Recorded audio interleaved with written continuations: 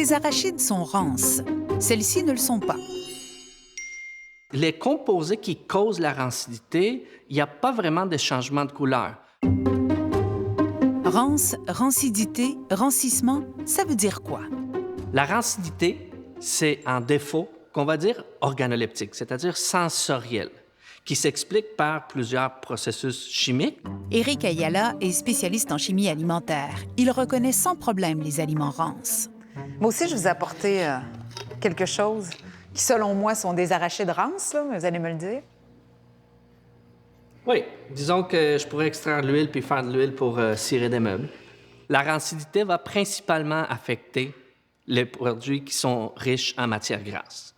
Donc, plus il y a de l'huile, plus il y a des gras insaturés, c'est-à-dire les bons gras pour la santé, mais c'est ceux-là qui sont les plus susceptibles d'être attaqués par l'oxygène et produire le phénomène qu'on appelle la rancidité.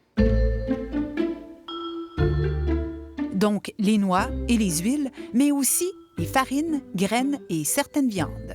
Comme par exemple le poisson ou les volailles, ça peut développer la rancidité même en cours de congélation. Le bœuf, il est beaucoup plus résistant parce qu'il y a beaucoup moins d'acides gras insaturés. L'ennemi numéro 1 de ces aliments, c'est le contact avec l'air.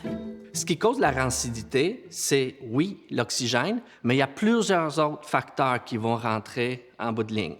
Par exemple, la chaleur, ça va accélérer. La présence ou le contact avec des métaux aussi, ça va déclencher cette oxydation-là. Et finalement, l'exposition à la lumière. Votre meilleur allié pour détecter le rancissement, votre nez. Oh, oui, mais ça c'est l'huile rance, là. Ça, c'est la vieille peinture, là. La vieille peinture à l'huile. Parmi les odeurs qu'on associe aux rances, il y a que ça sent la peinture à l'huile, que ça sent le carton mouillé, la vieille noix ou la vieille friture. Attention, la rancidité n'a pas qu'une seule odeur. Ici, j'ai une guenille propre. Ça, c'est propre? Oui. Mais j'associe pas ça à l'odeur de rance. Mais ça sent vraiment pas bon, là. C'est une guenille de cuisine avec laquelle, à un moment donné, on a nettoyé en dégâts d'huile et on la lave avec des savons qui n'ont pas nécessairement de parfum. Et donc, les produits d'oxydation restent imprégnés. Imprégnés dans le tissu. Oui. Ça sent le vieux chalet fermé trop longtemps. Deuxième outil de détection, votre goût. Un goût âcre confirmera votre doute. Une huile, en plus, qui est rance, on ne devrait plus l'utiliser même pour cuisiner parce que, ça peut goûter et ça va gâcher le goût de nos aliments, mais aussi parce que le point de fumée diminue énormément. Et donc, elle devient plus susceptible à se défaire, à se dégrader lors de la cuisson.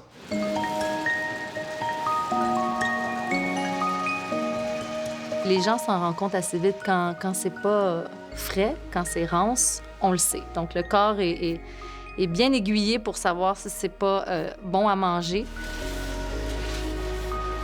Chez Prana, tout est mis en place afin de protéger les aliments du rancissement. On veut éviter le gaspillage alimentaire. Donc, il a fallu choisir un emballage qui a une bonne barrière à l'oxygène pour éviter les pertes, éviter le rancissement. Donc, on a aussi un agrégateur d'azote. Dans le fond, c'est qu'on enlève l'oxygène du sac et on insuffle de l'azote. Et l'azote est un gaz inerte qui ne réagit pas, dans le fond, avec les acides gras et qui va vraiment diminuer la vitesse de rancissement de nos noix et donc conserver leur qualité à plus long terme. Air, lumière, métaux et chaleur, on a quelques indices pour éviter ou ralentir le rancissement. Notre responsabilité en tant que consommateur, c'est d'acheter des quantités raisonnables et de les consommer dans un temps raisonnable. Les mettre dans un bocal qui est étanche à l'air, comme du verre. Aussi, les garder à l'abri de la lumière, ça c'est essentiel. Il y a des noix qui sont très stables. Tu sais, moi, mes amandes, par exemple, je les achète en 50 livres. Je les garde dans ma cave au frais, évidemment pas à l'humidité. Ça va se garder 2 ans de temps, là, sans problème. Mais les noix, je dirais, plus fragiles, qui ont des hauts taux de grains saturés, comme le macadam, Grenoble, pacane, chanvre, etc., lin, ça, c'est des graines, là, mais j'aurais tendance, si je les consomme pas rapidement, à les mettre dans le frigo ou au congélateur. Acheté en vrac ou en sac, le principe de conservation demeure le même. Puis des fois, en magasin, ben c'est sous la lumière. Des fois, il fait plus chaud, leur climatisation fonctionne pas. T'sais. À un moment donné, on peut pas tout contrôler. Et si jamais je mangeais un aliment rance, si je m'en suis pas rendu compte, est-ce que ça peut être dangereux pour ma santé? Si on les a déjà mangés, il n'y a aucun problème. En fait, l'exposition occasionnelle à des produits de rancidité, c'est normal, ça arrive, puis on n'a pas vraiment de problèmes de santé associés à ça. J'ai toujours comparé aussi les aliments rances à des vins bouchonnés. Souvent, il faut que quelqu'un nous dise « Regarde, ça, c'est un aliment rance », qu'on l'enregistre pour qu'après, on puisse l'associer.